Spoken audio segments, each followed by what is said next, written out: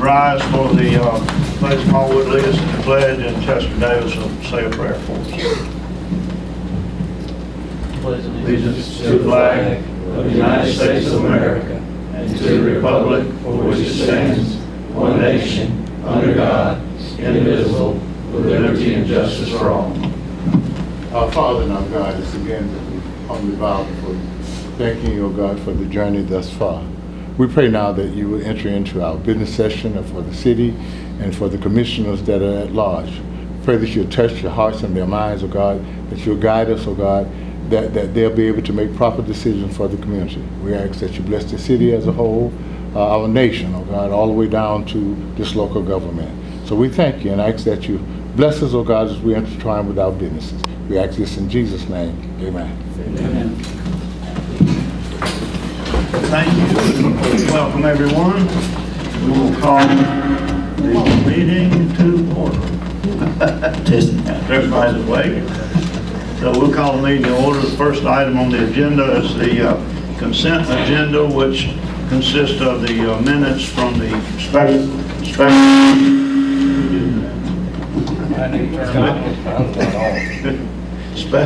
session. It must be me. Look, this thing. Just throw it out.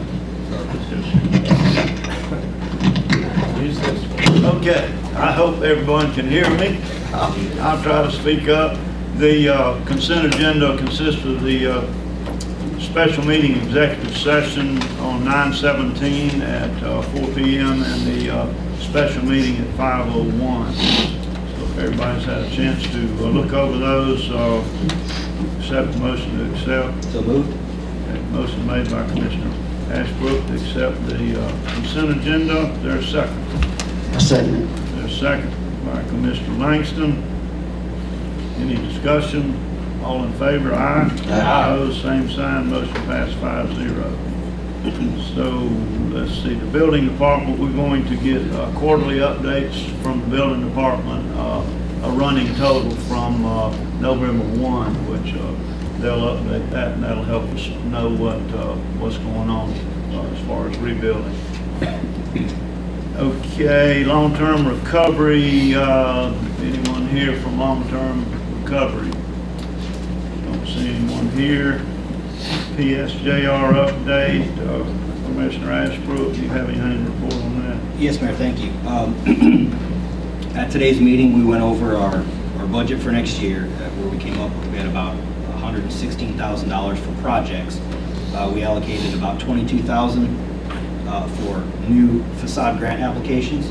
But what we need to kind of decide as a board today is on the last page of our packet from this morning, we've got Maddox bathroom and Maddox house insurance payouts to the tune of about $120,000. And what the wish of this board would be, kind of what is our thought, what do we want to see where the Maddox property is? Do we want to spend that money on the bathroom at the new location? And also potentially on that splash pad to help out with that as well. So I think we need to get a discussion going on how much of that insurance money would be okay to spend on those two projects. Mr. Mayor, the Maddox property was Florida Communities Trust, and there are restrictions, and I think you're going to find that any funds generated on that property will have to go back into that property. In talking with FCT, I think they'll be getting something for us, but I don't know that you're going to be allowed to spend it elsewhere other than on that one property.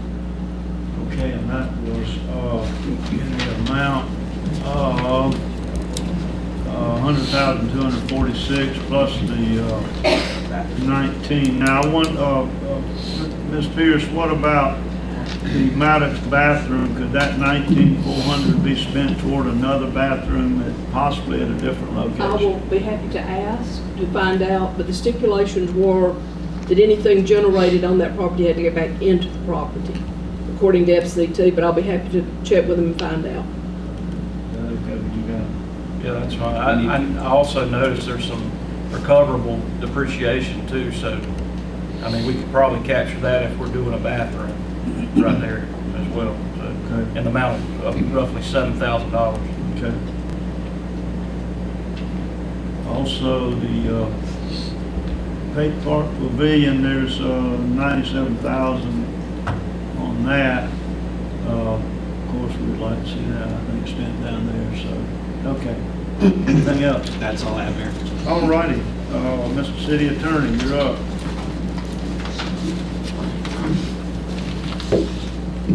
Thank you, Mayor. I'm going to speak from the podium today with the permission of the mayor since I don't have a microphone. We're having some issues. With that said, the first item under attorney for the agenda would be ordinance number 561. It is prepared and ready for second reading and adoption by the commission. If the commission is so inclined, this is for the Marina PUD. Okay, gentlemen, what's the pleasure of the board? The parking got addressed, correct? Yes. Yeah. Yes, Commissioner. I think that was the only thing we were waiting on. I'm good. So that is addressed. Okay. No further, Mayor. I'll motion for a second reading. Okay, motion by Commissioner Ashbrook for second reading of ordinance 561, the Marina PUD. Is there a second to that? I'll say. Second by Commissioner Lowry. Any further discussion on that? Okay, all in favor, aye? Aye. Opposed, same sign. Motion passed 5-0. Ordinance number 561, an ordinance of the City of Port St. Joe, Florida relating to amending the zoning code, amending the City of Port St. Joe zoning map, designating and establishing the Port St. Joe Marina Plan Unit Development Zoning District, adopting certain regulatory requirements for the Port St. Joe Marina Plan Unit Development Zoning District to supersede requirements in the City of Port St. Joe zoning code, providing for repeal of any conflicting ordinances, providing for severability, and providing for an effective date. Very good. So now is there a motion to adopt the ordinance 561? So moved. Mr. Ashbrook made the motion. Is there a second? Second. Second, Commissioner Langston. Any further discussion? All in favor, aye? Aye. Opposed, same sign. Motion passed 5-0, so it is considered adopted, and we look forward to St. Joe Company getting to work Absolutely. sooner than later. Mayor, I do have one other issue that's not on the agenda, but Okay. this commission had tasked me with, if I may. Yes, sir. That issue relates to the TDC funds and what was going to be the 10th Street Ballpark. Correct. I had been tasked with checking into the documentation that was developed during the process of this. At one point, there were some funds that were supposedly committed for this project. In my efforts along that line, I made a public records request for all the minutes for the Gulf County Park Subcommittee meeting minutes to try and generate some background information from me. One of the problems that I see from a legal perspective is we're not entitled to the funds by statute, so we'd have to see if we're entitled to them by some other avenue of law, one would be a contract or quasi-contract. A lot of times we refer to them as interlocal agreement. That would be a contract between the parties, or some other quasi-contract where we can say, well, we may not have a written contract, but we have a right to the funds because of X, Y, Z reason. After a thorough review of all these minutes, I was able to obtain some knowledge. I spoke to Mr. Anderson about what I was able to read through these meeting minutes, which it does not, it references preparing interlocal agreements, but I have not found anywhere where it said that was done. In furtherance of trying to obtain any information that would be helpful for the city's calls, I've made a public record request to the county for any ordinances, resolutions, in meeting minutes which relate to this specific issue, which is yet to be fulfilled, but they're within their reasonable time period at this point for providing that. One of the, again, and not to repeat myself or belabor the point, but one of the issues that I see from a legal standpoint is we have to show we're entitled to it for some reason. Either A, through a written contract, or B, detrimental reliance or something else like that. My understanding is the county's position is that at most it was for this particular project, and this project is not going forward. So to defeat that argument, I have to show there's some written documentation or some verbal promise made to the city which we could enforce, and I continue to look for that, so that's why I made this up. Now, but the county commission, by motion and second, passed 5-0, I understand, to spend that fifth penny and allocate it toward recreation facility. I assume that was the motion. You don't have that yet because they haven't provided that to you, but but would that make any difference? It could, depending on the form of the motion. One of the things that I would be looking for would be detrimental reliance. If there's no written contract, obviously that's always preferable, but it does not appear from my conversations to exist. So next you go into your quasi-contracts. Well, we don't have a written contract, but we have a quasi-contract, and it should be enforced because of detrimental reliance. They made a promise, we relied in furtherance on that promise, or something along those lines. That is not the only quasi-contract legal theory out there, but that is one that comes to mind off the top of my head. But I would need to see the form and substance of that motion. Obviously, if it says to assist with the 10th Street ballpark, well, that limits that argument, because then even if the judge would say, well, you're right, you have a quasi-contract, you detrimentally relied, what are you doing on 10th Street ballpark? And we would have to say nothing at this time. So that would kind of bring the brakes tumbling down. So that's one of the issues that and the reasons I've asked in public record requests for any motions or minutes related where the commission discusses this issue. I'm hoping my memory serves me right, because the first, after the motion was made and the committee was formed, I appeared to the committee with the Field of Dreams plan, Yes, sir. which most of them were against that, but that makes me think that it wasn't specifically for 10th Street. Yes, sir. So I'm be anxious to find out what actually that motion, how it stated. And from my memory, I believe reading through some of that subcommittee comments that you had approached with that idea, not the county commission notes, but or minutes. But I've requested those, and like I said, the county's within the statute says reasonable time period to respond, they're within their reasonable time period at this time. Any comments? I've got one comment. Instead of just focusing on looking into the question of does the county owe us the funding, what is your feelings on maybe the city approaching it a little bit different and just going ahead and on our side working on an interlocal agreement and start putting some language together asking for some funding? Because I agree with the mayor. Everything that I have seen, read, and been briefed on indicates that originally, prior to my time, the concept was to fund a Field of Dreams. And there was a committee formed, and the county was pledging some funding to help. And then the county, through the committee that the mayor sat on for the city, they were tasked with deciding, where do you want this project? Now, I voted in favor of the Field of Dreams, but that didn't pass. So the other commissioners here voted for the 10th Street ball field.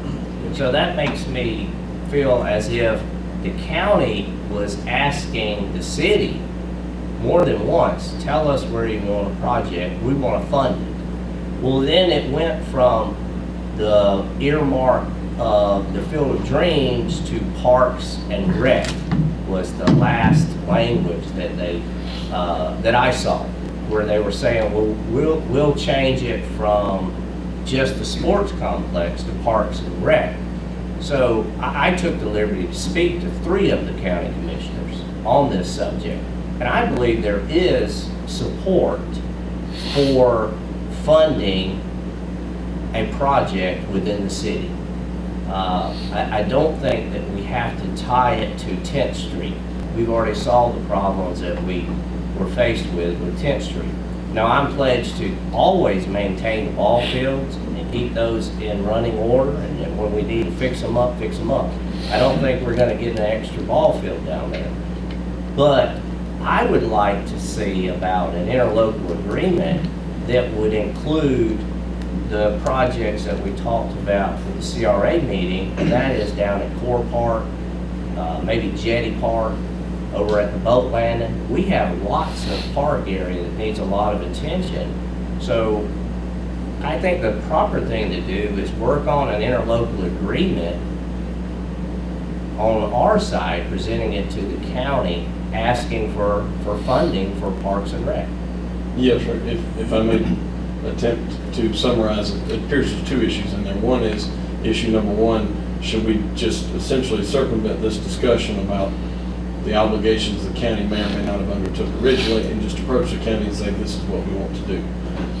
We would appreciate your consideration in the interlocal agreement which you suggested we draft and approach them with. I believe is essentially your question. Is that correct? I'm fine with continuing to find out what exactly was said at the county commission meeting, because I agree with the mayor. I believe that a vote was taken to fund a substantial amount of money, somewhere around $800,000. It may have even exceeded $1 million at one point.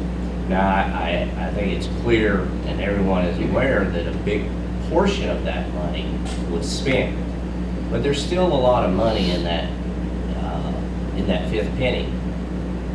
And I think that we should seek some of that assistance. I think the county is more than willing to help us in making some of these projects come to pass. That's the feeling that I have. Now, right now, we've been offered $25,000. Is that right, Commissioner Ashby? By the TDC. Right. And you know, you got to realize, if we move forward with a new bathroom, a splash pad, new pavilions, rebuilding the Maddox house, or whatever we have planned for that, those things generate dollars for the TDC, for the county. So I don't think it's too much to ask for them to partner with the city. Now, I will say that the interlocal agreement, it needs to be specific to say that the money will be shown in all three groups' budget. It should be in the city budget, it should be in the TDC budget, and it definitely should be in the county budget. And I think if we move in that direction and seek the funding, we may can get some movement. $25,000 for the project that we're envisioning is pennies. It's an insult. So that's what I have to offer. Yes, sir. And Commissioner Hoffman, one issue you're referring to is voluntary participation by the county. Will they participate? They should. Reasons that they might want to. The other would be, what I'm looking at, is involuntary participation. They're some way bound to provide the funds. I work for the pleasure of the commission. Whatever the commission wants me to do, certainly how I'll approach it. Certainly we can reach out to the county, and in the meantime we can see if there's any basis legally to enforce any promises the county may have made in the past as it relates to this other funding, the quote-unquote the 10th Street funding, just for ease of conversation. If there's some way to enforce that to other broader ranges, and certainly I can continue to look at that. We can, certainly, if the commission directs, we can reach out to the commission and see if they'll voluntarily participate with the city in a global agreement to move forward on improvements of the recreational facilities within the city. Does that answer your question? Yeah, and I think we can approach it from both avenues. One thing I'm learning in the last year or so is, if it's not on paper, everybody forgets about it. St. Joe Company forgot about the $200,000 that they pledged to the city. We just didn't take the time back then to have it put down on paper. Yes. So I want to safeguard that from happening in the future. Yes, I think most first-year lawyers would tell you that if you don't have a written contract on it, it makes it a lot more difficult. Even not saying that there aren't other arguments, it just makes it very difficult. I think one of the last meetings that I attended on the subcommittee before I got off the board, I asked a specific question if the money was escrowed, and they assured me that it was. And so what you're saying, it still should appear somewhere on a line item somewhere in the county budget. Whether it does or not, I don't know. But that $800,000 also would go a long way for Peters Park, upgrade the restroom at Peters Park, which are disrepair, and some things in that area too that are needed. So it's, it would be great, and that's Parks and Rec that falls under that umbrella. So anyway, that's all I'm gonna say. Anybody else have comments? Sir, I'll make a comment, and I think the county is willing to work with us on a project basis. I do not think, in fact, I can probably guarantee they're not just going to hand over a check for $800,000. However, if if we present them a list, I like what you said about, let's get an interlocal agreement and say, we're trying to bring Parks and Rec back up to par. And we say, this is a list of projects that we have. I agree 100%. I've been fighting with the TDC for years that they should spend more money in our parks. That's what people are here to see is the water. George Core Park should be funded heavily by the TDC, in my opinion. And I think that if we go at it project by project, I think everything we talked about at the downtown redevelopment meeting today is easily fundable by the TDC if we ask. And I think that, you know, that's great that they want to participate, but I've also spoken to 2 county commissioners that agree that it's a good use of money. And the county attorney has led me to believe that, you know, the commission would not be against hearing those ideas. So I think we should go to the proposals, come up with an interlocal agreement. Here's a list of projects that we think will help bring tourism back post the storm. Can you help us?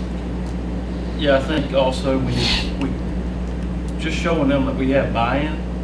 I mean, we're going to see some money here probably in the next year, some of this disaster recovery money.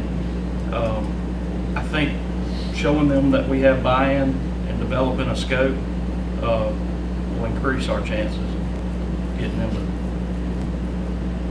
help us out with some projects. Okay, well, why don't we get with Jim and let's put a list together and start working on the local agreement. Peters Park, Core Park, Pay Park, all our parks that need recovery. So, you guys okay with that? I love it. Okay. All right. Yeah, sure, that's all. If that's it, Mayor, that's all I have this morning. Anybody else? Good. Okay, thanks, sir. Thank you. Okay, going to old business, the BCC contract. Mr. Anderson, you want to take the lead on that? Yes, sir. Before you today, we do have a proposed contract from Bay County Containers to actually move forward with our new vendor. We actually have Jason Tunnels here today if we have any questions concerning it, but it is in front of you today for review. Okay, I'll open up. I got something. Okay, go ahead. I had a few phone calls, Jason, about in Leesville where they putting the garbage cans on the side of the road and they left a note in the garbage saying that's where they're gonna pick them up at. People are real concerned about picking up in front of their homes when we got alleys in Leesville where the garbage cans had already been, and you know, change is difficult, and they wanted me to come and ask that could you leave them in the alley where they are right now instead of them moving them in front of their homes. Yeah, so thanks for having me here, Commissioners. The main reason for attempting to move some of them, if there's an option to the road, is because of safety. About 2 months ago, we had somebody die in Panama City riding on the back of a truck. So OSHA's been crawling every garbage company that has somebody riding on the back of the truck and not demanding but encouraging, if there's an option to using side loader trucks, then make every effort to do that. So there's about 50 or 60 folks who, now this is the first I heard about Lisville because we actually went door to door up there and talked to folks and nobody seemed to have an issue with it up there. There are some in another location where there's some alleys. I don't know exactly where it's at. The guys were telling me today, but there's about 50 or 60 folks out of 1,886 in the city of Port St. Joe customers that were moving to or attempting to move to the road instead of in the alleyway because they can be picked up with a side loader truck instead of a rear loader. Okay, well, I'm one of them that we moved from the alley to the road.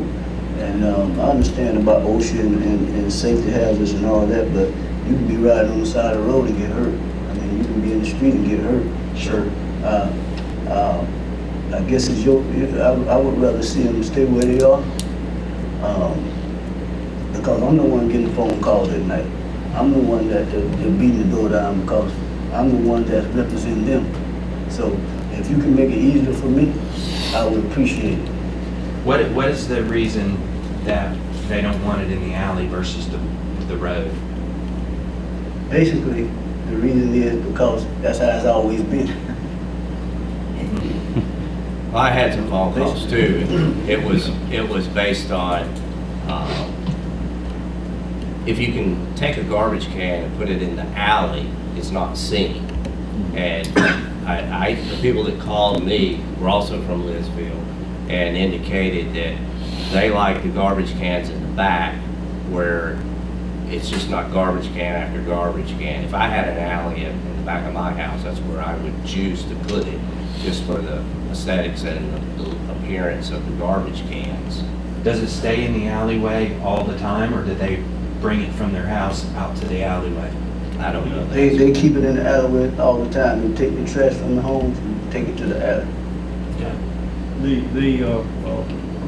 The elderly people and the folks who are somewhat handicapped are very able and easily taken. A lot of them are seniors that, of course, live by themselves that produce very little garbage. They can take a small bag of garbage from their house to the alley and put it in the trash can a whole lot easier than they can roll that trash can from the back of their house to the street. So Jason, I'll go a little farther than these guys. I think saying the contract that city manager has the right to direct where we pick up, or where you guys pick up. So for me, I would rather have for reasons both ends of the table here, just like it's been, aesthetically, safety and help for senior citizens and handicapped, and I just feel like that's the way it's going to have to be. There are special circumstances, and I understand that, but if we stuck with the way it's always been, we wouldn't have a new vendor in this town. So, Hey, hold on now. All right, so we're not gonna even go there. First of all,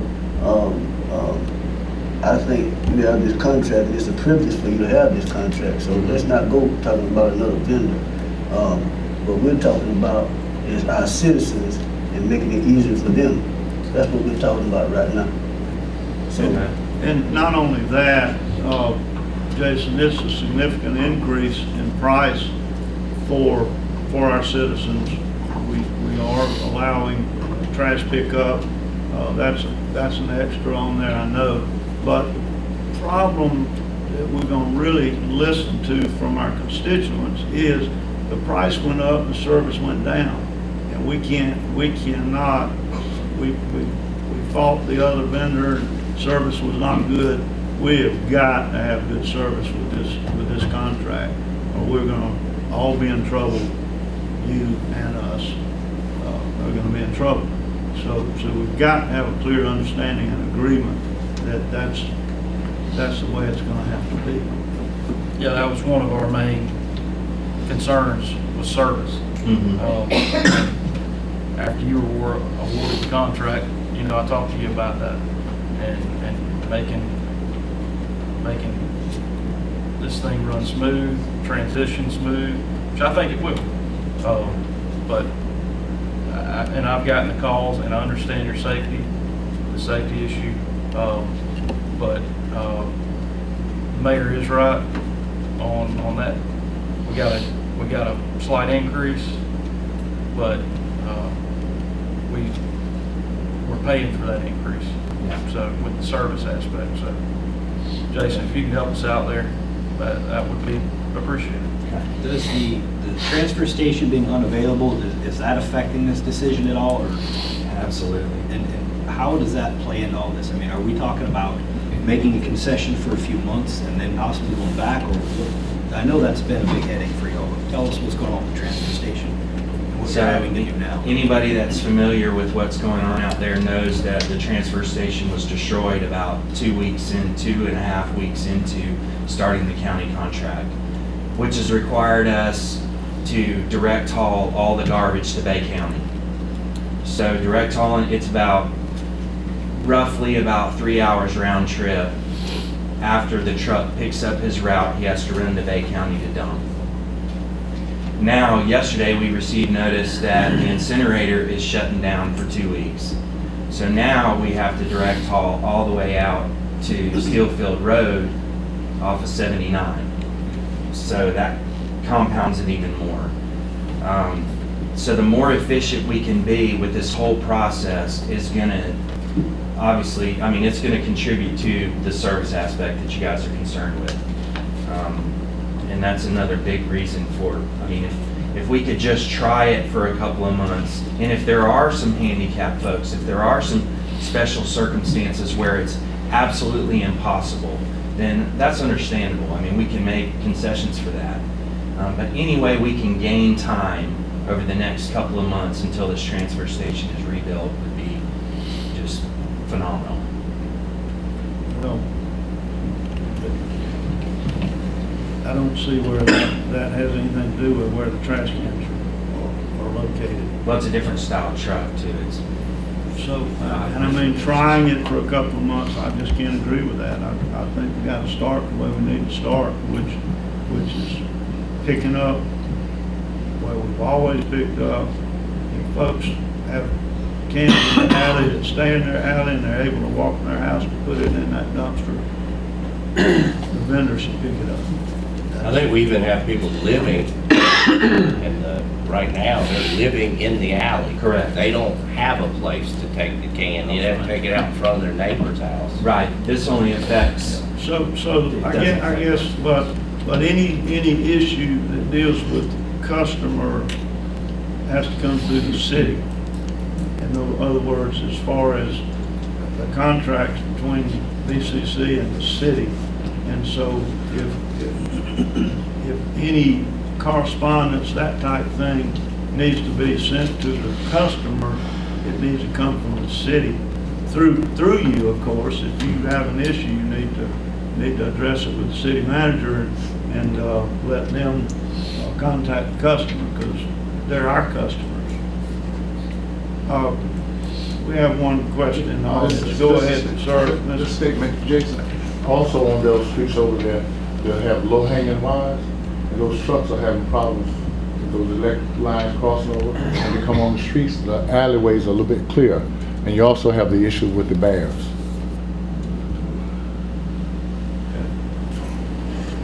All right. Okay. Well, and right now, just so I get this clear in my mind, this is a proposed contract from BCC. no, it's actually from the city.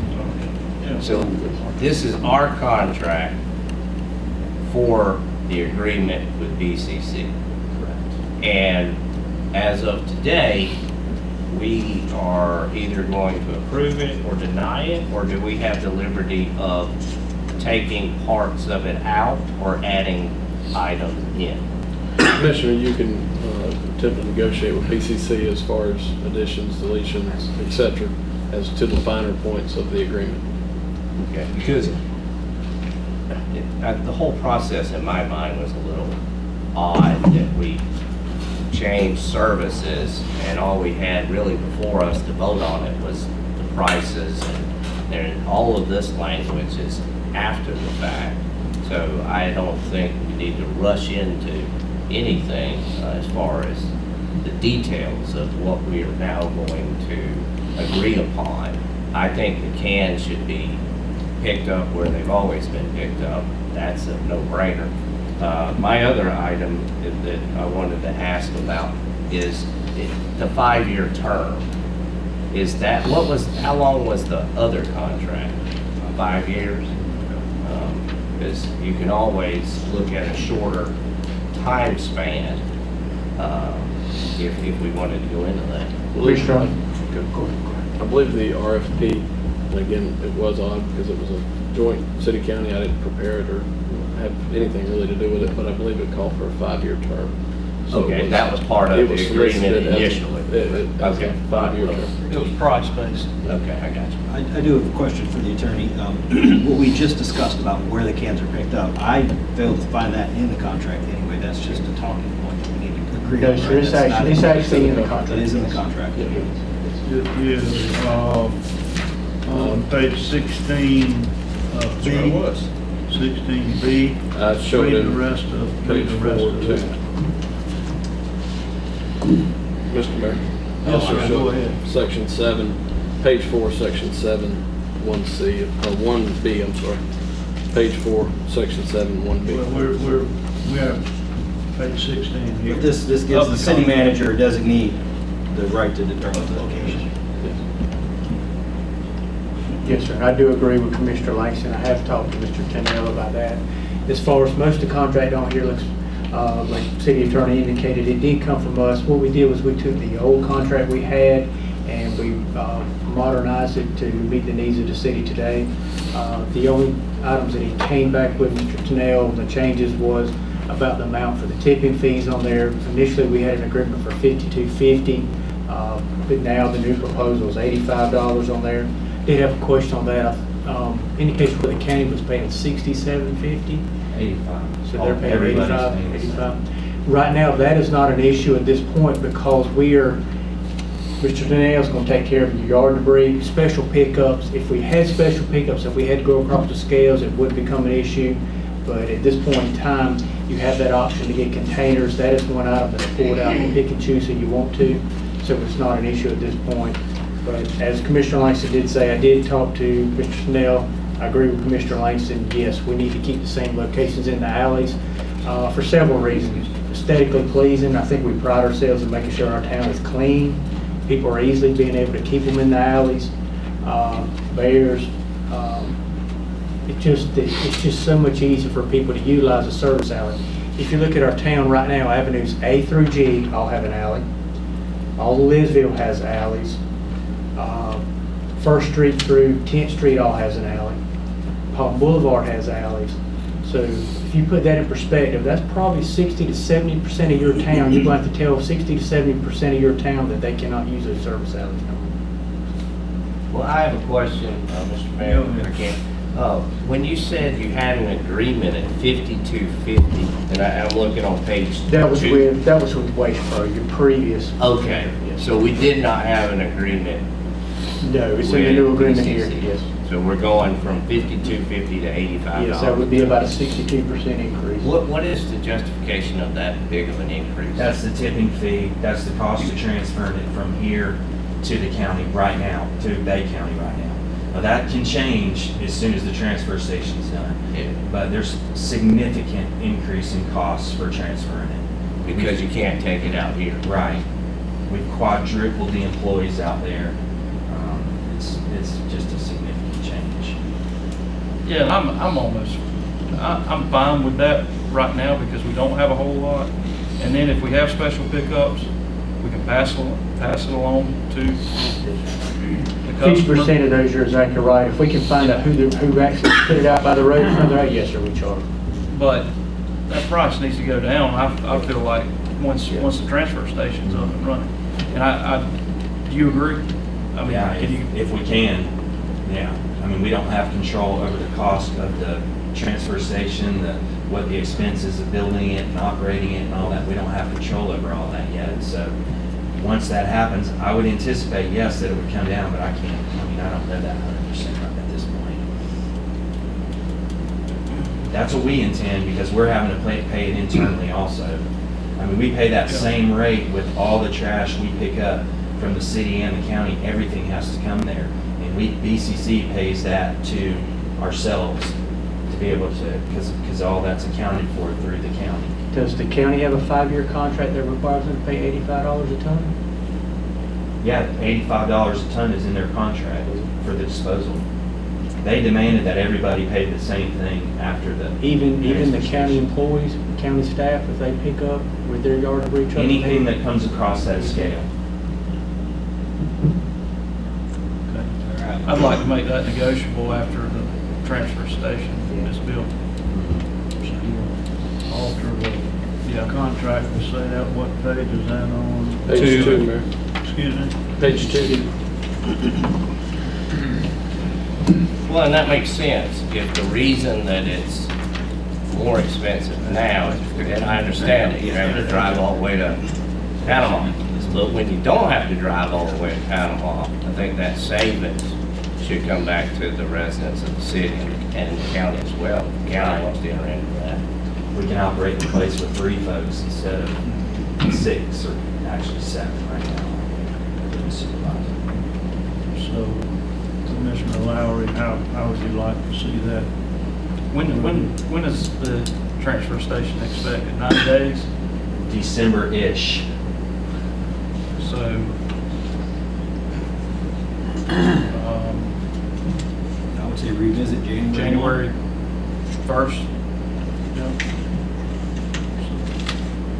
Discussing the first meeting in January? I mean, we can discuss it, but I do think probably need to put something in the contract. We just talked about things on paper, which so we need to have some wording in there somewhere that the January 1, 2020, the price per ton will be renegotiated. Oh, that's how I anticipated writing it into the Can contract. you I can handle make that. that change?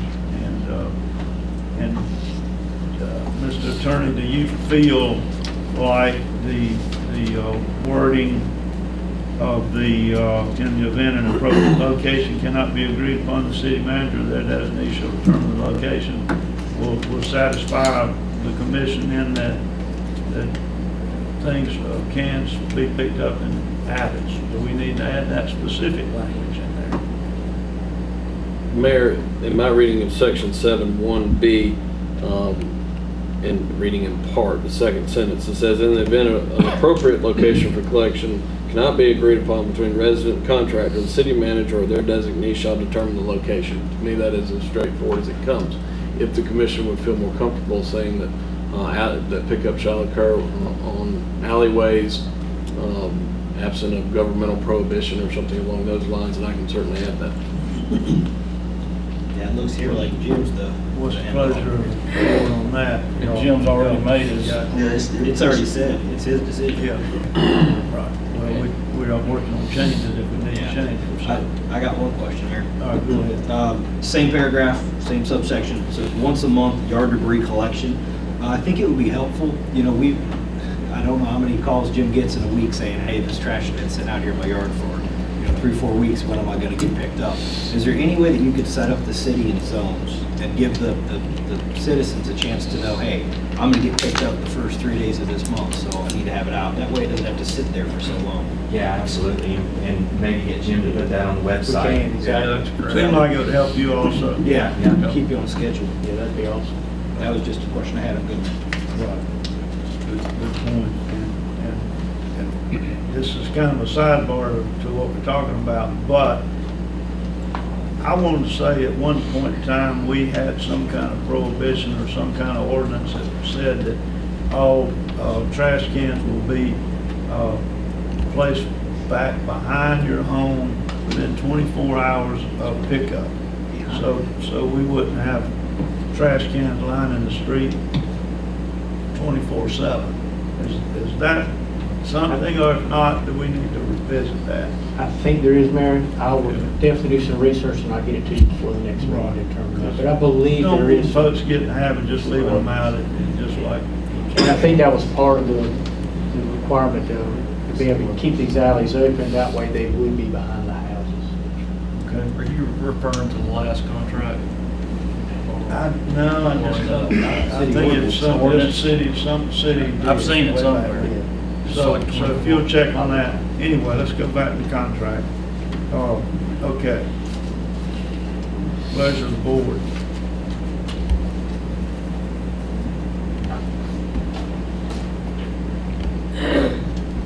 I say I'm comfortable moving forward with this, with the changes that we've asked the attorney to make, Mayor.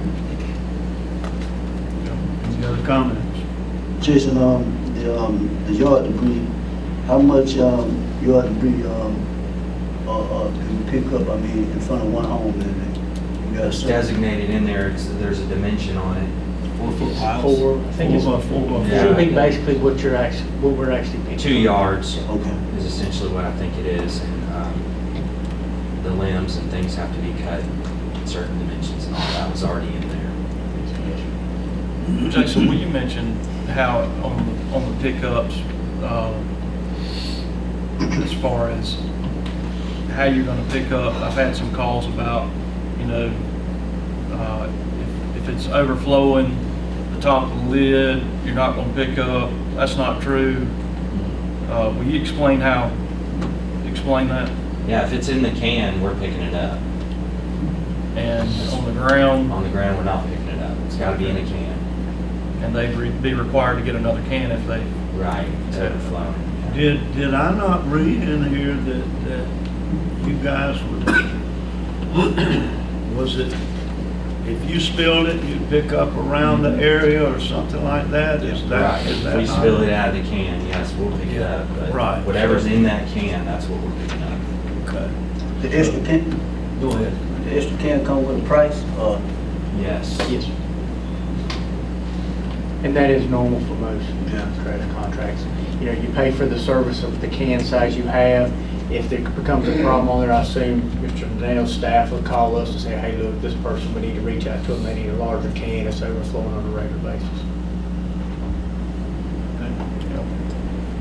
Other questions, comments, additions, deletions?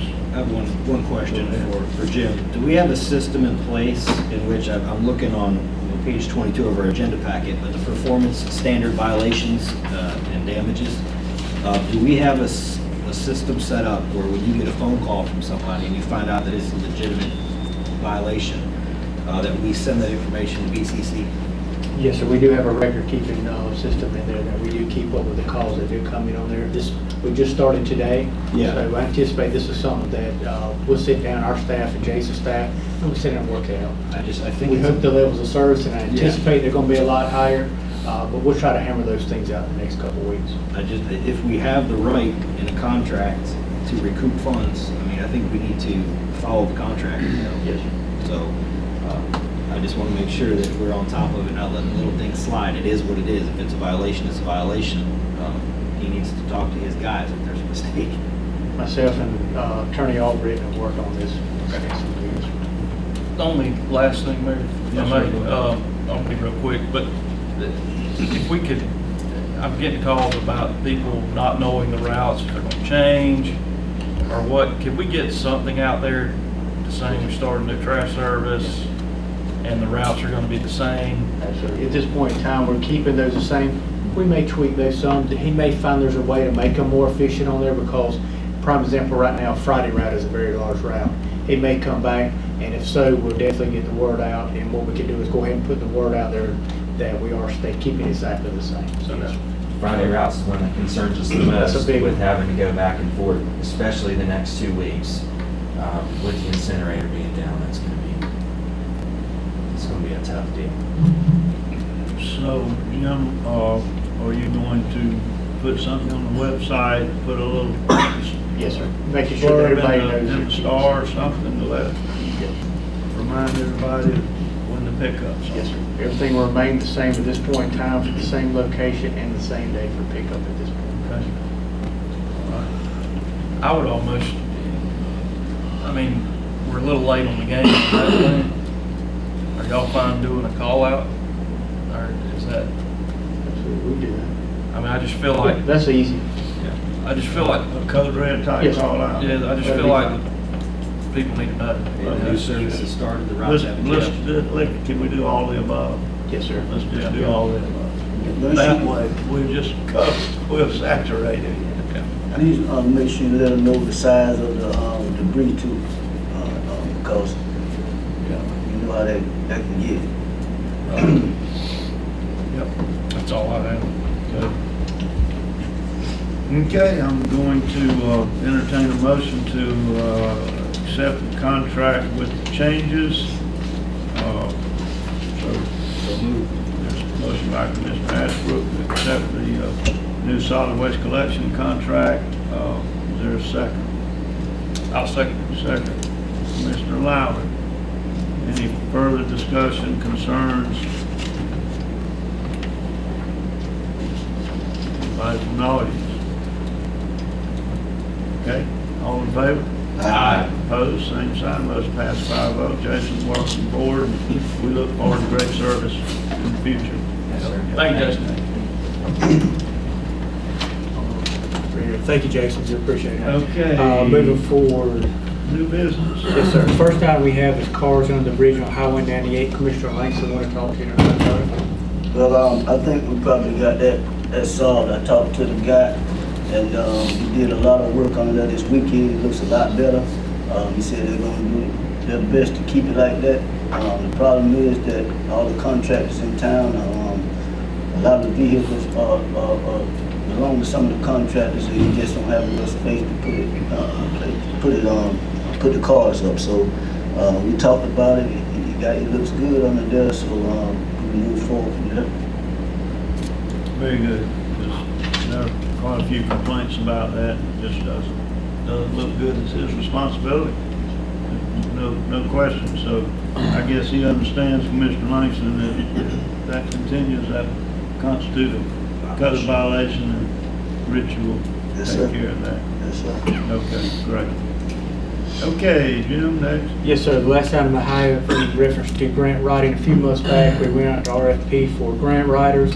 We do have a task order proposal from Gurus and Associates in the Ferguson Group. This task order would be for one of them to review our options for potential grants and to prepare a summary for our review and consideration.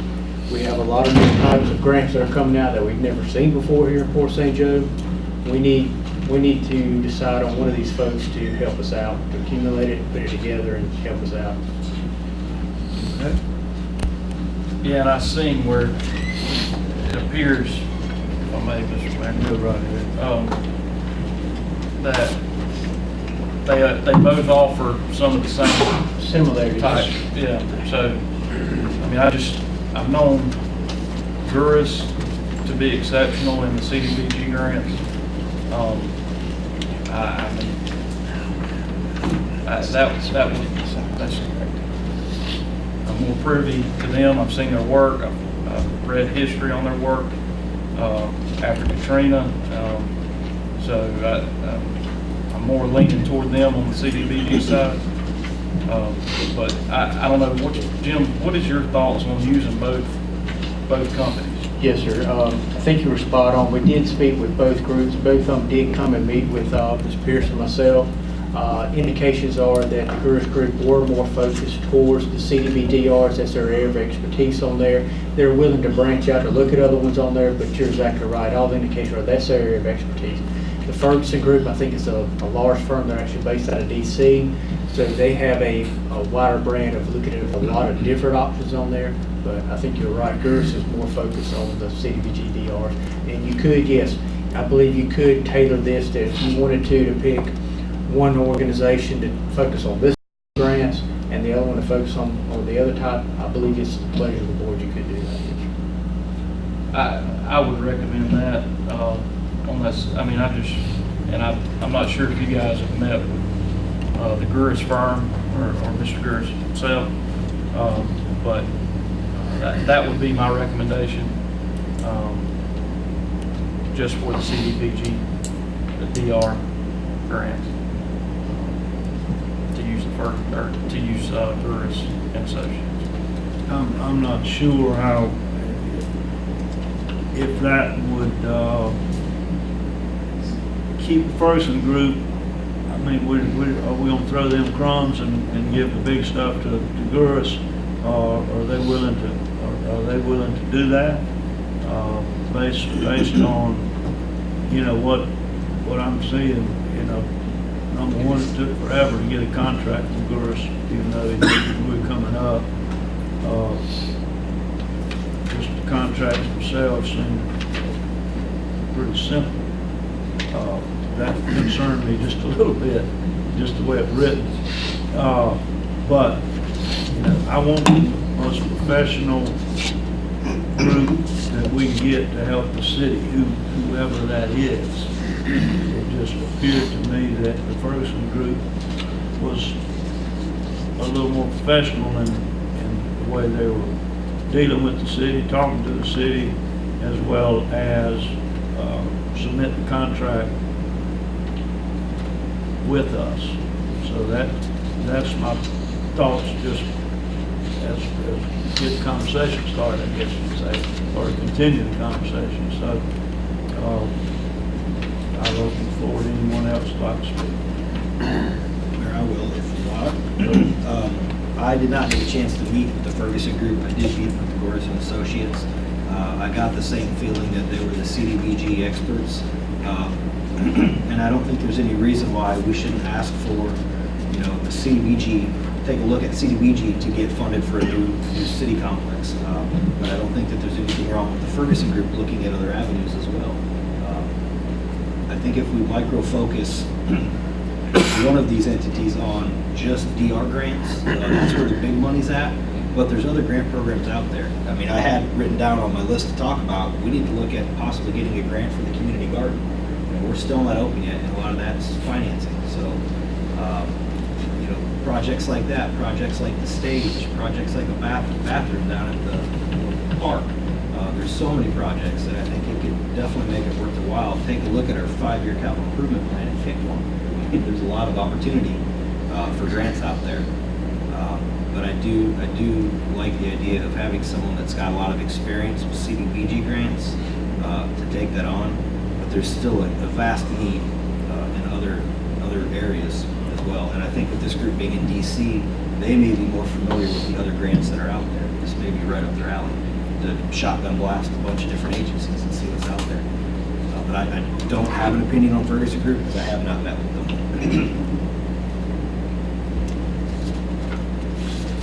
Other comments? Well, I'll go ahead and make another comment.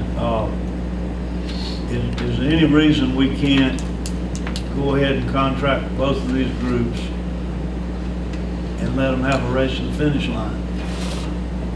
And whatever, if Ferguson gets CDBG grant, more power to them. But I don't think we should just saddle one firm with CDBG and another firm with all the rest. Is there a problem with that? You folks that write grants? I think it may be an issue, Mayor, in that basically what you're doing is you're tasking them right now to start compiling all this information. And at the end of the day, the city's only going to be able to apply one or two for, I don't think you can have 2 grant writers writing the same grant. So I think you can pick and choose, like Commissioner Lowry said, and say, okay, you wanted Mary to work on one type and Bob to work on the other type. But I don't think you want both of them working because they're going to work in conjunction against each other and putting applications in. At this point in time, they're compiling it all, getting you a list, going through our CIP plan, going and looking around town and finding out our options on there. And then they're going to come back to you, well, I envision this is, they're going to come back with a list saying, okay, these are the ones we believe the city is eligible for. And then what they're going to do is then they're going to come back with you with a task order to actually write that grant and to submit that grant in and show you the deadlines. All right, then I'll say this. I'm also looking at $15,000 versus $4,000. So that's $11,000 difference on these 2 firms. So Which one is we need to justify that somehow. Well, one of them says not to exceed 15,000. The other one says it's going to cost 4. That's right. Yeah. That's correct. I have a question. Does the Ferguson Group write and seek the CDBG grants? Yes, sir, that is one of the types of grants they do seek. So if we did try to split the pie up, it's not going to be really fair if we agree to give the one group the bigger grants and then preclude Ferguson from seeking that. And I see what you're saying. That's going to be complicated. So just so I'm clear, Ferguson has said for them to prepare a list of possible grants, it's $4,000 to the city. Yes. And the other group has said it could be as much as $15,000. Yes. To prepare that same list. Correct. Well, then I'm going to lean toward the Ferguson. Unless Also, I'm go ahead missing and go something. through. No, if you're not through with it, I'm sorry. No, that's all I had. Yeah,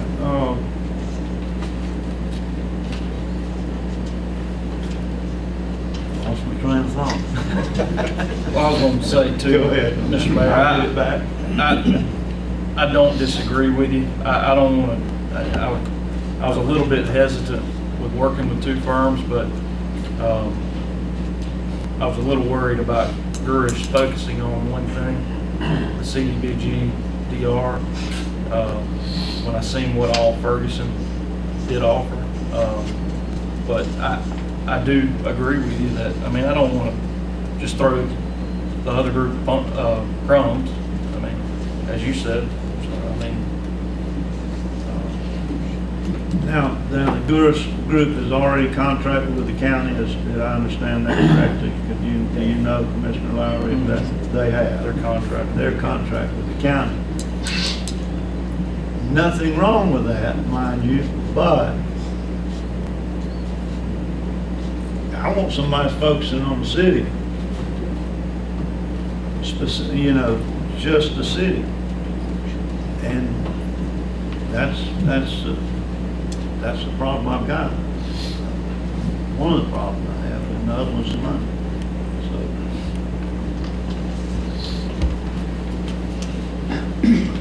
I'm comfortable with making a motion now, if we entertain a motion on picking one.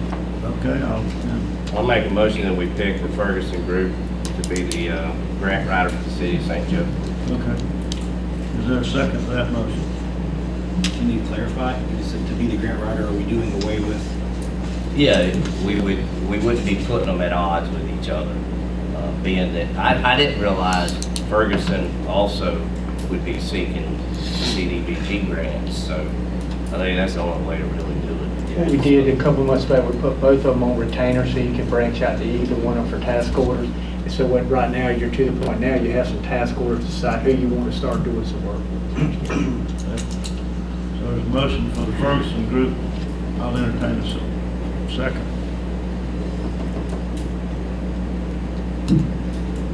I second with discussion. I'm just looking at the There's a second for discussion by Commissioner Lance. I agree with you, Mayor, and Commissioner Hoffman, at the price. I'm looking at the price difference, and we would say that this price won't get to be $10,000–$15,000, you know, for the Gurus. So I feel like we should go with the lowest bidder, seek the same grants, basically, and let's see what happens. My only question Discussion still. Yeah, my only question is, what are we doing with Cougars? Are we we're not going to retain them anymore? There won't be a retainer? Well, you still have them on retainer, so you still have those at your disposal. You're just, for this specific task force, to look at the grants right now, Hurricane Michael grants that we're looking at for the city of Port St. Joe. At some point in time, you may decide that you want to give a task order to Gurus or whoever, or to the Ferguson for something So different. essentially, we're hiring Ferguson to come up with the grants that we're eligible for, but who administers those grants is still another. No, so that would be the idea right now, that what'll happen is they're gonna come back with these ones that they're gonna propose to do it and outline it for you, and it'll come back before you again. That's what the $4,000 Yeah, is. just to compile, at this point. Just to come up with a compile. list. Yeah, that's right. I got a little bit more discussion. I just wanted to ask staff, have y'all met with Ferguson? We have met with both of them. Both of them seem to be professional groups. I think we had a good conversation with both of them. I've never worked with either one of them personally, but I believe both of them are up to the task. Are you comfortable with them on the CDBG? Yes, sir, at this point in time, yes. Which you can discuss with? Yes, sir. I think either one of those would work. I think Gurus has had quite a bit of experience with CDBGs, and so has Ferguson as well. I've just got one other comment, and again, I'm still torn. I don't even know where I'm going to do this yet, but the one thing that you saw as a negative there, I kind of see it as a positive, that Gurus is going to be in town. They're going to know what our needs are. We're asking a firm from Washington, D.C. to take a trip down, just to come see our city, whereas we've got a group already that's here and knows what our immediate needs are right now. And so I'm just really torn. There's pros and cons to all of these. Well, I understand how many times Ferguson been down. At least once, I know. He did come, and we met for a half a day. It took him around town. I actually took him around. And I believe that you give somebody a contract, that'll ratchet up. Well, the positive is it's capped at $4,000, so it doesn't matter. If they need to take 10 trips, that's all they're doing. And both firms are not going to be able to go for the same grants at the same time. Right. So there's opportunities for Gurus, and competition is great. I love competition. So anyway, Commissioner Langston, your second stand. Your second Yeah, stand, second okay, stand. there's a motion and a second to have the Ferguson Group represent the city for our grant needs from the Hurricane Michael. Any further discussion? All in favor, aye. Aye. Opposed, same sign, motion passed 5-0. Okey dokey, moving right along. Jim, do you have anything else? No, sir, no, that I can think of right Okay. now. Mr. Grantman, under your, Yes, sir. Actually, I have nothing this evening unless there's questions from the board. For me. I have a question. I understand we have ramped up debris collection. That's correct, sir. To 5 days a week. That's correct. And we really, citizens down have really stepped up, cleaning up, putting it by the road like we asked them to do. Now we need to do our part. That's correct. We got to pick it up. We So- have finished certain sections of town already, and Okay. what our idea is to get through that so we can officially, hopefully in a couple of weeks, turn it over to BCC and say, we're done. It's now on your plate. So That's we're our going to idea. clean up the city before we hand it over to them. That is correct. And we started that last week, and we've kept records of streets and dates and times. So, Right. unfortunately, like most streets, by the time you get to the end, there's already debris at the beginning. Oh, yeah. That's right. We have kept records for that respect to give to Jason and say we're done. So I appreciate your effort in getting that done. Yes. I appreciate it. Well, I know I called you last week and y'all got on it. I appreciate that. John, I have 25 rooms at the Port Inn. Do I get 25 4x4 piles? I'm not sure what the ERC is on that. I'm betting probably not. John, how's the hiring situation going? Have you filled all the positions yet? We still have 3 vacancies as of today. Okay. So we're still, trying to get our arms around those. Okay. Anything else? Just a question. Yes. We have an issue sometimes with people putting stuff on other folks' property. How are we gonna work that out, identify that? Because it is an issue. It is, it certainly is. We've asked the attorney to come up with some teeth for our code enforcer to, if there's a fine involved that it's not going to be a lien on your property, it's going to be a fine that'll stick probably on your tax, your property tax. So, but to identify the culprits is a whole nother situation. You almost have to have someone to come out and take a picture of catching Chester putting his on the neighbors. So I don't know what the answer is, Chester. I wish I did, but we're aware of it and we're trying to take care of it. Okay, anything else for John? Okay, surface water, Mr. Larry. Thank you, Mayor. I just have one thing for the board's information.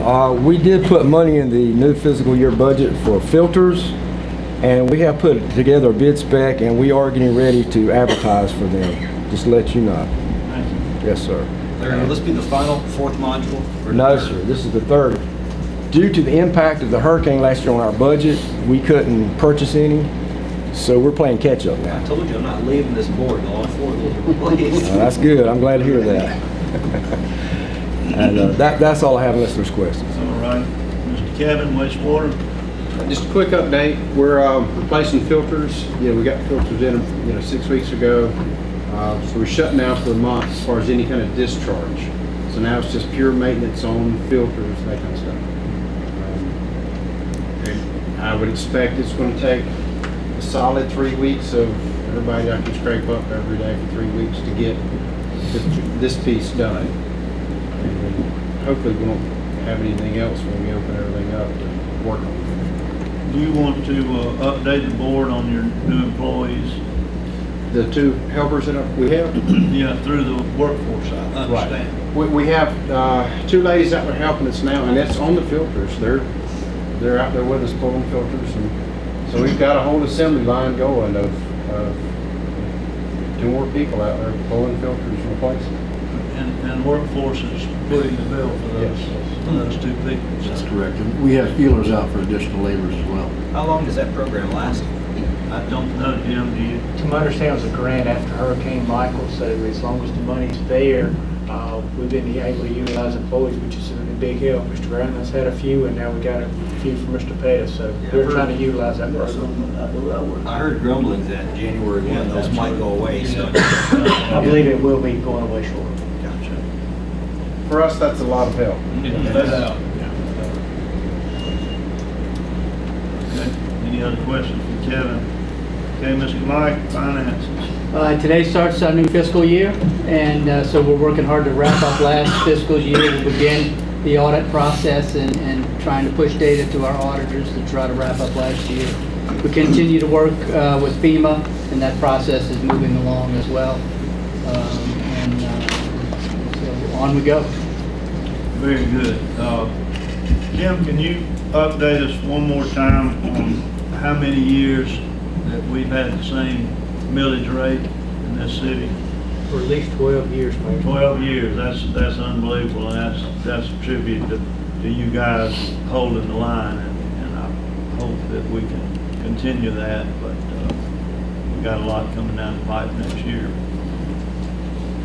All right, Mr. Clay, city engineer. Yes, sir. Good evening. It's not on here, but just for your information, we talked about it at staff level today, re-advertising the gazebo or the fishing pier at Frank Bank Park. We did that a couple months ago. We got no takers. Hopefully we can generate some interest this time around. So you'll see that advertisement in the paper coming up. We'll plug some dates in this week and get those bids in a couple of weeks. We have a lot of folks wondering about that.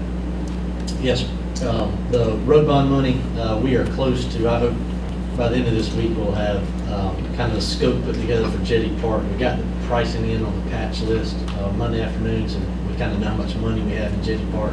We met down there today. I think we can get the asphalt, the sidewalk, and the curbing fixed, put back the way it was. There's more to do down there. There's lights that are needed. The fishing piers are gone. The seawall's gonna have some issues. I mean, there's other things. So I don't want to tell you it's going to be back the way it was after the pavement's done. But I think you have enough road bond money to do the asphalt and concrete work that's needed. Well, aesthetically, that'll make a difference, no doubt. And then the trail lighting, I'm waiting on Duke Energy still. Now, I continue to follow up with them. But one of the reasons we're having to wait on is we need a line item budget to submit to the grant people. That's part of their checkbox. Lighting's obviously one of those line items. So I need a good price so we can do that really before, because they've got to check all the boxes before we can actually do it. I know it's dragging, but trust me, I'm following up with it. Wow. That's all I have for you. Hey, Mayor, one other thing, just as an update that Clay's got, I passed on to him today. We did receive the submittals for the pedestrian bridge at 16th Street.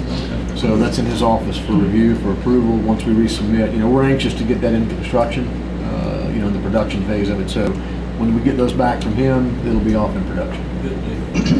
And 4 to 6 weeks, standard answer? I would say 3 to 4. Yeah, I like that. standard answer.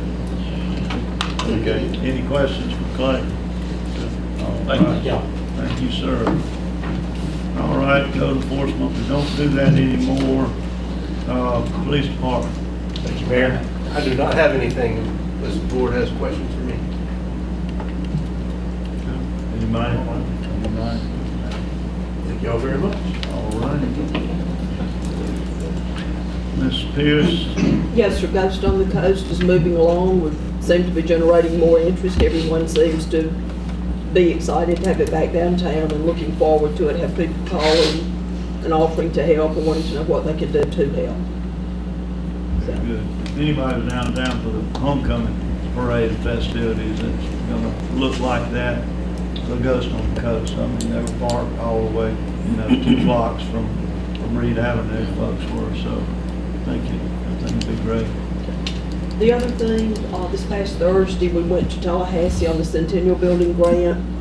We have been unofficially notified that the Centennial Building grant was ranked #1 out of 57.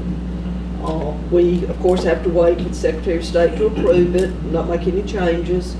It will require funding by the legislature, and I would offer a suggestion that we proceed with caution, because the word around the big town is, budget shortfall.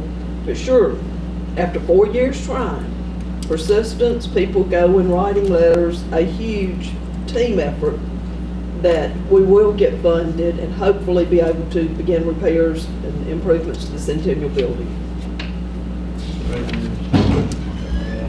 Will we be able, in the coming years, if, let's say that the Centennial Building does get funded, can we move the Washington Gym up and the city take it back over or take it over and walk that through the same process?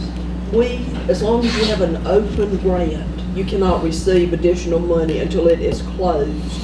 If you were to apply and say you were funded, you could not do anything until you complete the open grant. We just went through that with the Cape San Blas Lighthouse and getting it closed out in time to receive money for the Centennial Building if we were funded.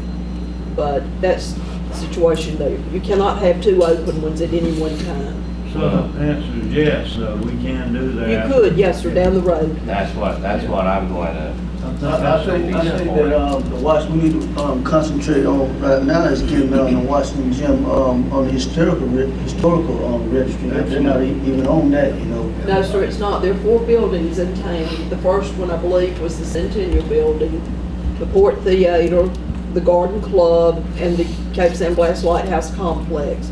It is a very arduous process. Takes an awful lot of work.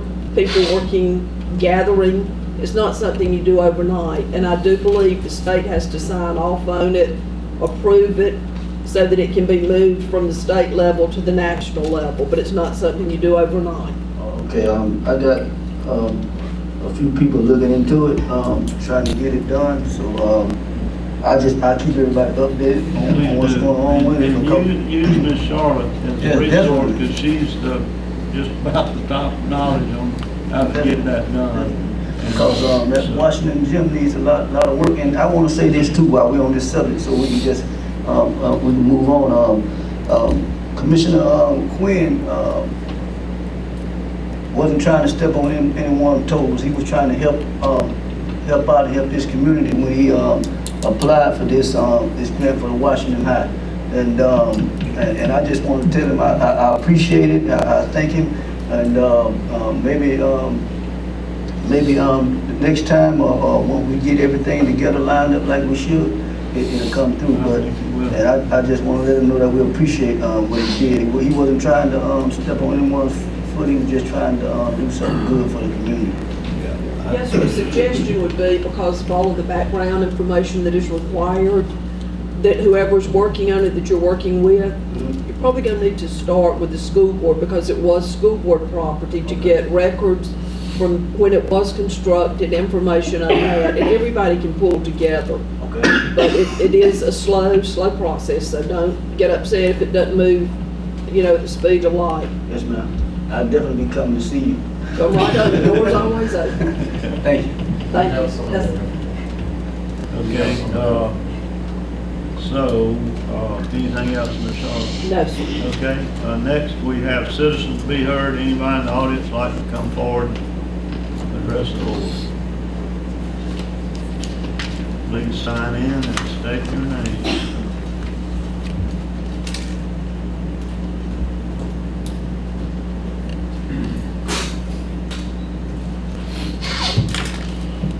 My name is Jill Beebe. I live at 808 Marvin, and I'm really here just to update you on what's happening with the community garden. Part of the reason you haven't seen more happen with the community garden is an organizational issues that we've had.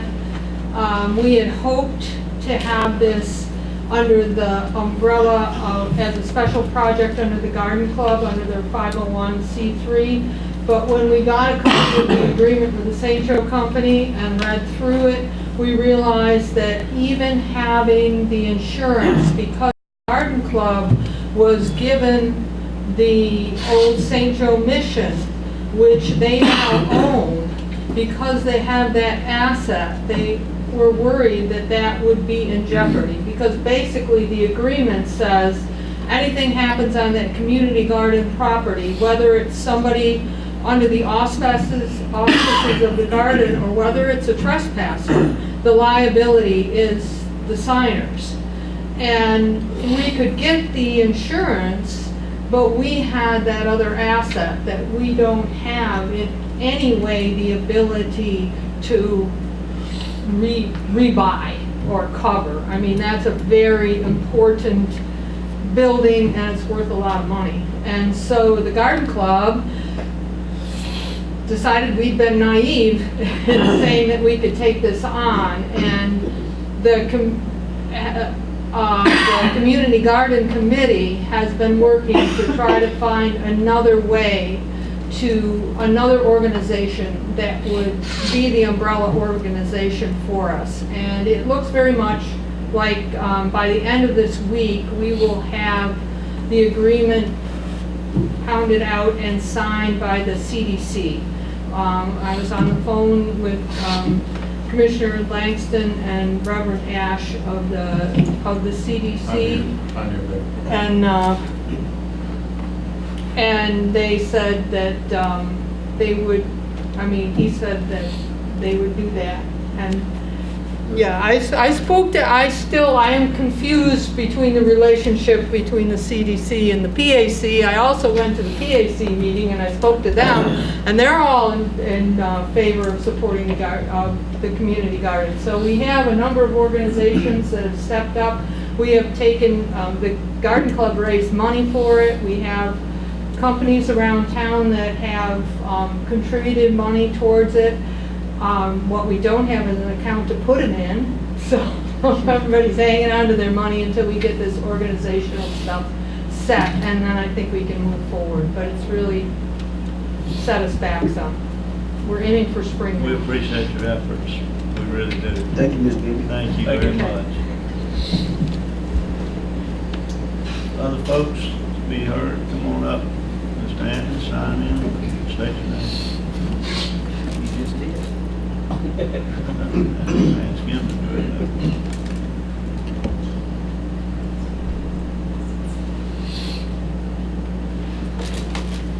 Good afternoon, guys. First, recreation is very important to me, and that's I said on the FERDAP committee, and that's the first question. Why do we not attempt to get FERDAP grant money anymore? Don't think they have it. Yeah, they do. Today was the first day of applications, and it ends October 15th. There's 200 grand available in FERDAP. Yeah, we have 2 grants queued up, and we need to follow up with FERDAP to make sure they have those grants. But they were both for the 10th Street Ballpark Complex. One was focused on the Stack House and replacing the playground behind the Stack House, and the other was focused on remodeling and repairing of the ball field and the restroom facilities. So we do have 2 requests that should be in the FERDAP grant process, but we need to follow up with them to make sure. Today was the first day that you can. Yeah, today through the 15th is the open cycle for the FERDAP process. Yes, especially when we have bathrooms and everything else. There's such a high element on that goes to getting your grants. So, anyways, the next thing is I don't know if you guys have gotten the papers that I've sent. Oh yeah. So in talking with Scott a lot and just trying to come up with, I've always been looking for alternative recreation. This community is built on recreation. We love recreation. You even said, David, that people like to go to the parks and want to be. So that I'm looking at doing disc golf, and disc golf is in case it's very similar to golf. If you read through that, you know what that is. But it's a very inexpensive form, and that's the key there. Is getting some. I quit playing real golf because it got so expensive, and started playing disc golf. And there's such a huge. Every golf course that closes, 3 disc golf courses open. We can utilize a disc golf course in a way that you can bring in people on for tournaments. Tournaments big in disc golf. Everybody likes to travel tournaments. No matter if you're terrible like I am, or if you're one of the pros that actually make a living doing this.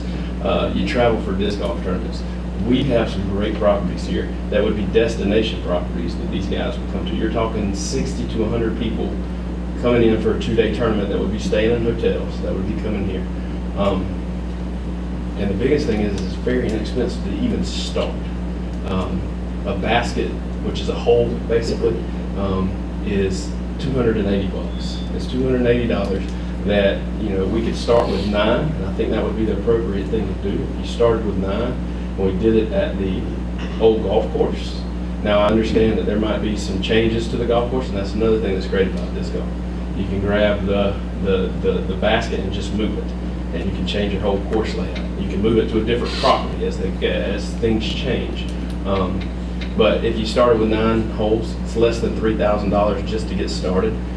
We could put in then, that's really all we really need to get started, and then we could have a tournament that's an 18-hole, and when the people pay to play for the tournament, you purchase 9 more baskets, and you put those in temporarily, and if it's something that the city likes, then we can continue to expand it.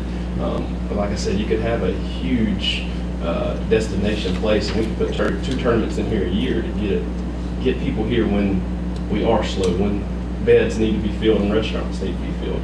It's just another opportunity to bring some great recreation to this area. Very good. In the minutes of our last meeting, Reese, Commissioner Hoffman requested the city staff checking the possibility of disc golf. I think everybody sitting up there was all in favor of it, and it is cheap, and why don't we let Reese work with city staff and come up with a location. Let's see what the price for 9 holes are and do it. Bill Kennedy has a layout for that location already. Yeah, I think I submitted one too, and I talked to Bill with it. Just this past weekend, I had 2 golf course designers, one that are disc golf course designers, one that designed Majet Dunes, which is the old Bay Dunes golf course, and then another one that's designing the temporary course at Dothan. There's a tournament there this weekend. I think it's 150 players that'll be there this weekend. But they do this very regularly, and we already have design laid out. We've talked to Bill also. And again, it's easy you lay it out, and if you don't like the way something's going, you can move it. Has Under the Oaks come back yet? Under the Oaks is back, yes. It is. Under the Oaks is back, Moody's not, so you lost that. Under the Oaks is just a short 9-hole. This would be well beyond. I think it would draw people from there. Oh, absolutely, absolutely. We already have interest of coming over here. We already have a good group that would play in this area.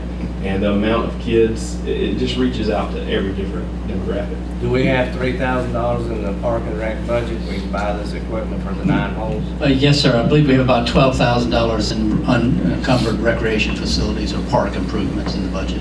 That sounds like 18.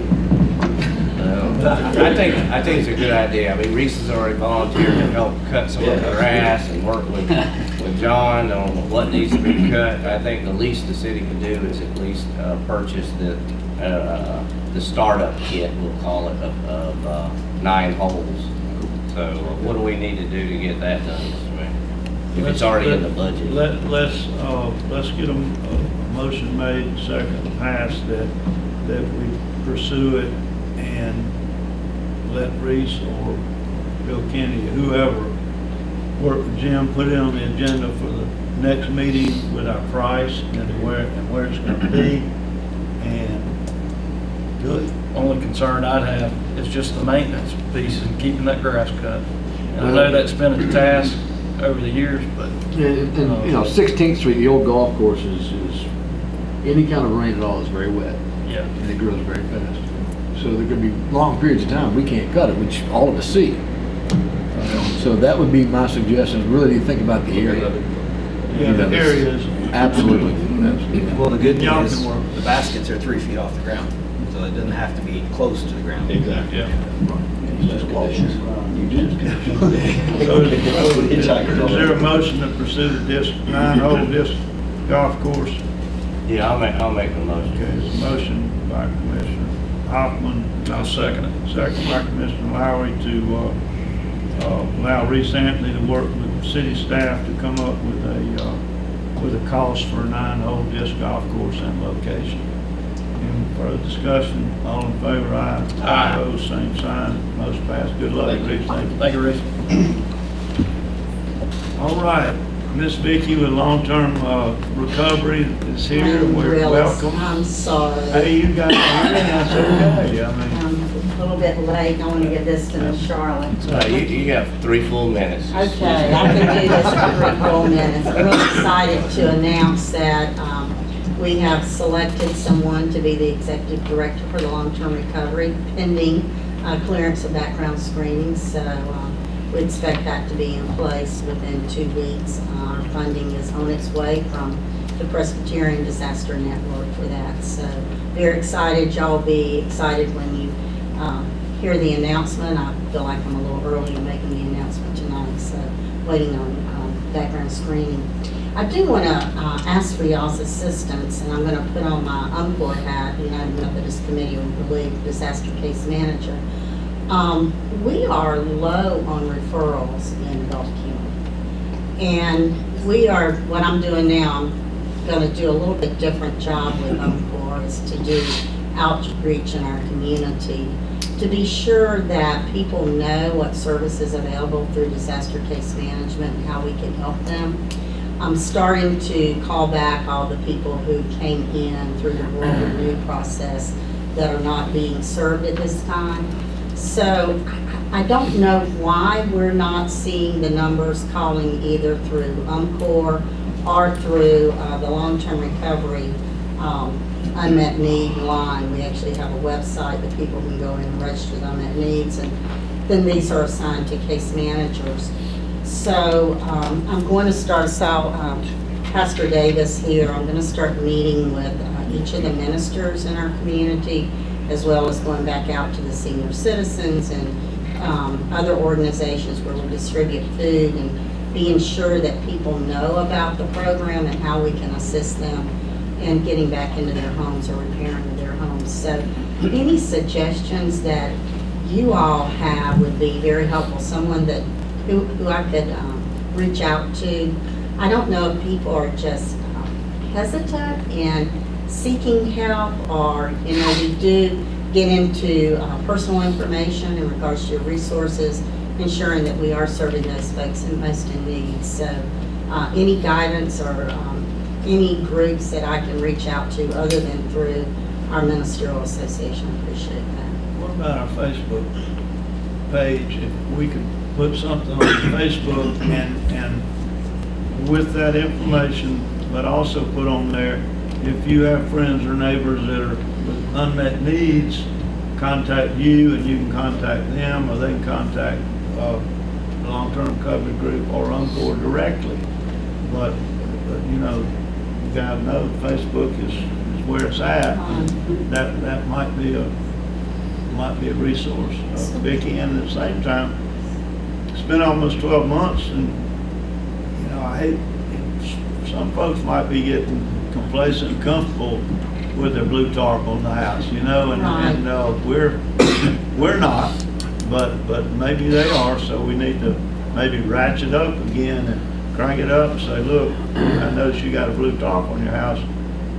I can put you in touch with somebody that can help you. So if we can, everybody here, anybody in the audience or any of our staff or So Mayor, if we can get a flyer, Vicki, we'll be happy. We can distribute them from City Hall to the Facebook page of the city website. I was going to ask if you could put a link to our long-term recovery website on your city website. Okay, we can talk to Rick about that. Okay. As well as when the utility bills go out, can we put a notation on there somewhere that if you have an unmet need, call this number and get the number? That would be great. That would be great. We can do that. So I'll come down. I'll come down and see you next week. The other thing is that we have not had a presence in our community of legal services in North Florida, which is free legal services for those who are eligible. I've been working with the executive director of that organization. They're wanting to set up once a month legal aid here in Port St. Joe. And I thought about the room behind the fire station that we use for FEMA. I didn't know if that would be available or not. I was trying to find some neutral location for them to use. But should I work with Jim on that? Either here or there. Perfect place. Okay. Okay. And then they came into the community last year, and they said they had no one that even showed up for assistance. And I think they just didn't have a good sponsorship, so long-term recovery is going to sponsor that and advertise it. So That's it, and again, I apologize. No, I'll have you're on the to, agenda, you just got on the tail end of it. no, I couldn't get it on my calendar for the right place. Thank you so Thanks a much. lot, Vicki. Boy, now, you're gonna still be somewhat with the new executive director comes, what's gonna be your position? Well, that's also some good news going on. We're doing some shifting in the chair and vice chair, and I'll probably step down to vice chair, but y'all also be real happy with the chair, so. We'll see. It'll be good. We'll see. Okay. Anybody else in the audience? Okay, we got commissioner items, so someone start. I'm not. Anybody? I just have one quick item, mainly for John. We talked about putting the pole barn up at the fish cleaning table when it cooled down. I thought it was gonna cool down. So just keep that in the back of your mind when it does cool down and our workers aren't out there in the sun. Thanks. That's all I have, Mr. Mayor. Okay, that's Brett, you just want? The only thing I was gonna mention, I've been hearing some buzz, I missed last meeting, but about some funding we have or may be getting on the possible relocation of City Hall and design money and land purchase and such. I think, and I'd like to hear everybody else's thoughts on that, but maybe a workshop and for us to discuss that, or put it on the agenda, it don't matter to me, to just discuss our ideas between commissioners and then with the public. Yeah, I mean, we got 312, 314, what was it? You have $312,500 for chest. Right now, I think we have several different ideas that are coming to fruition. Commissioner Lowry's right. We have to spend that money by June 30th, and we have to give it back. So I would suggest that you put it on the agenda sooner than later to be discussed. Start bringing all these things to the table so you can discuss them and advertise them with the public. Yeah, and I'm sure we all have our own ideas, and I just, Yeah, let's get started on it. Yeah. If we can get funding for the whole thing, I mean, this is a start. So let's put it on the agenda for the next meeting, and then after that, since we'll have a lot of time from the second meeting to the end of the month, we might throw a workshop in there. So that sounds good. So, good, okay. I just had one more thing to add to the UMCOR conversation there. Could we if she could get us some sort of a business card for police officers to hand out, for code enforcement, if they're willing to help with things of that nature, rather than find somebody that doesn't have the financial ability to take care of their property, if they can help out. I think those are two other avenues to get referrals, as well as legal services. Right,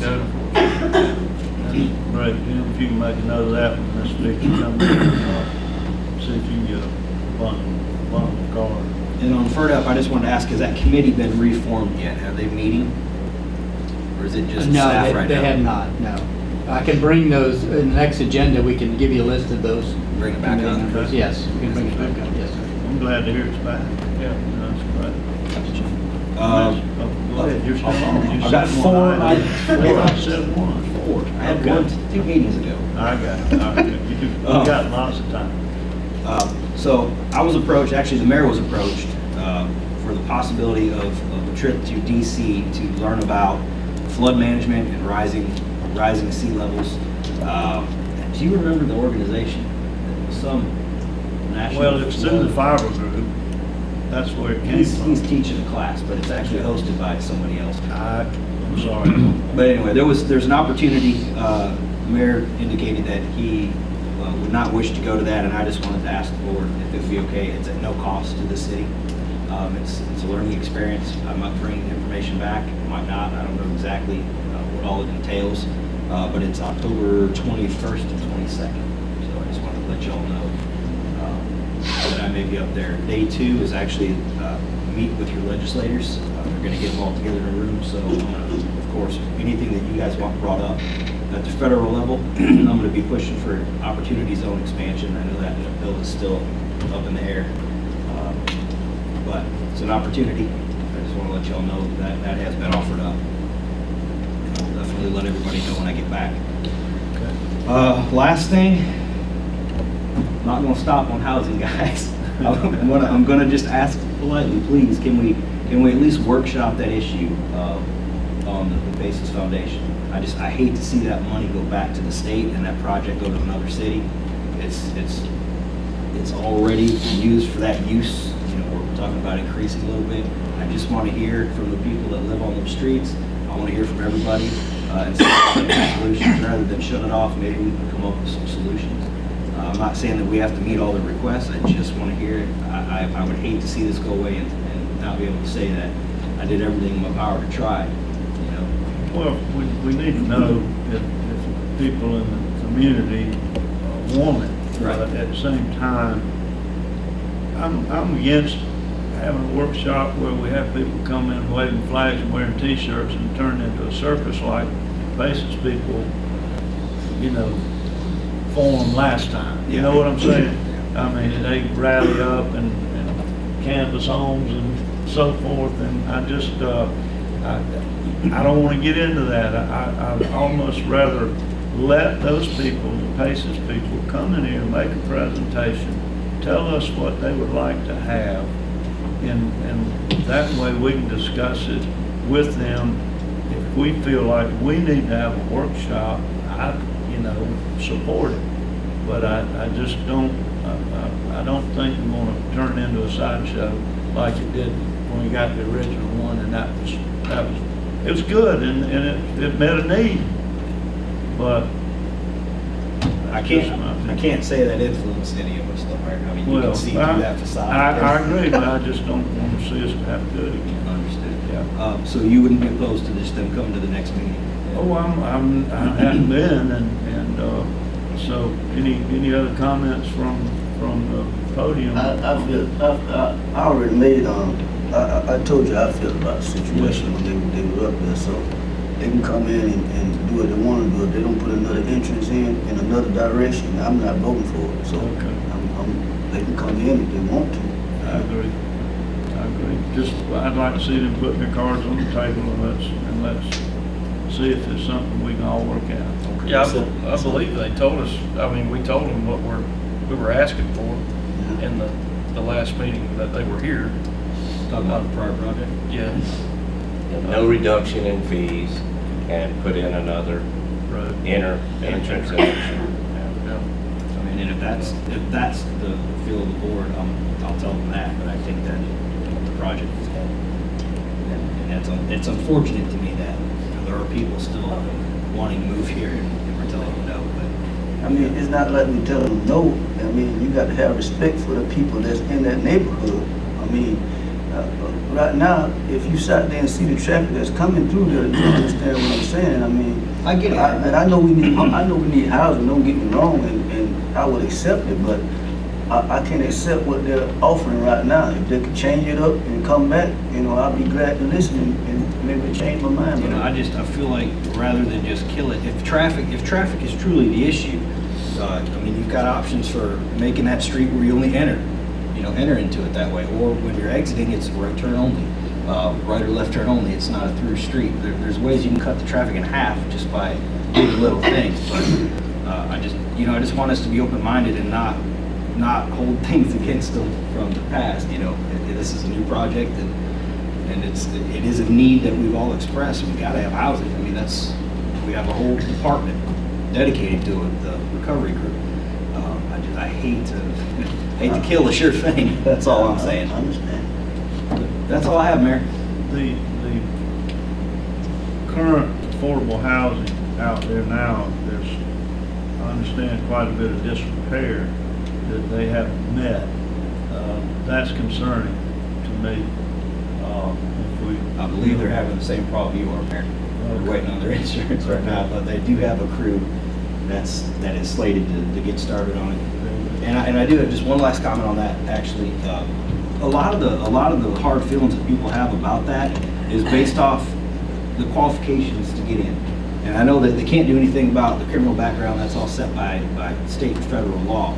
However, the rates that they charge, or the amount of money they'll allow you to make, is set based off the census back in 2010. I don't know about you, but when I looked at the sign at McDonald's that said now hiring, it didn't say $13 10 years ago. And so that's going to be a much higher threshold, and you'll be able to see people that qualify that are making $35,000 a year rather than 20. So all those things will change after the census. You mean to tell me you won't allow a person to live in an apartment? Not me, it ain't my rule. Well, I know you understand what I'm saying, David. You won't allow a person that's been out of prison for 5 to 7 years. You had somebody been out for 20 years that couldn't get in there, so that the federal government is regulating that? You can't tell me they're doing that now. You can't tell me they're doing that. You're right. I mean, can tell you. They've got their rules. They definitely got their rules. If you want to take their money, you got to play by their rules. Well, that's what I'm telling you. In order for me to vote, they got to come to me and earn their vote for me.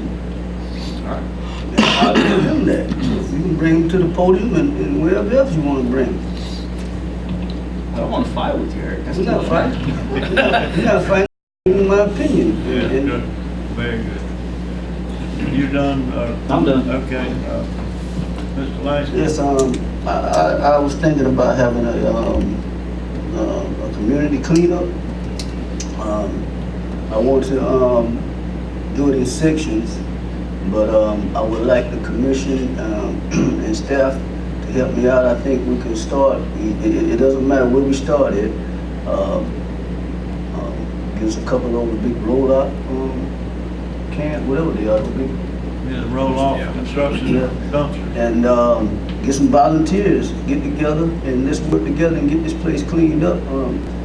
Can't put it all on our city employees. Let's do something for ourselves, you know. And once we get it clean, then we can see that who's putting what where and who's doing what. They're not piling on top of each other's piles. You know, let's get it cleaned up and work together and move forward with that with recovery and cleanup. I just had an idea that I had. Great, great idea. We could talk to the folks. We could talk to the new BCC. We could talk to Dan Tankley with Captain's Containers. See if they would give us a fairly good price once we get the sections identified. They could put and it'd be a one-time deal. In other words, they're not I wouldn't think they'd keep emptying it and, several times. This is maybe a one-shot deal with 3 roll-offs in the area. For a week. Once it's filled up, it's gone and we'll come back, because we could really open up a can of worms. But yeah, I'm 100% for that. Let's. Can you figure out a date? And then we'll just. We'll figure out a date in our next meeting. I'll just. That would have been great for anniversary week in the school. And there's something else that I learned at the League of Cities meeting in relation to this, and I don't know if it still can happen or not, but in Bay County, when they had to clean up, if you volunteered, you had to come sign up for that section, and they used all those people. That was money, and FEMA will reimburse you for volunteers. Oh, that'd be great. So that would be one thing I would like, and maybe you'd have somebody sitting by a roll-off with a legal pad when you come up with, here's Scott Hoffman coming in, sign him up, his address, and how many hours or whatever, and we submit that to FEMA. Yeah, I think Bay County, if I heard them right, it was over $3 million they collected on it. Yeah, so that's another little icing on the cake. Yes, sir. Can we still turn in volunteer hours, Jim? Yes, those volunteer hours are going to be summarized at the tail end of the process. Wow. Super. Okay. That's my understanding. Okay, Mr. Langston, anything else? No, sir. That it? Okay. I've got a couple of things.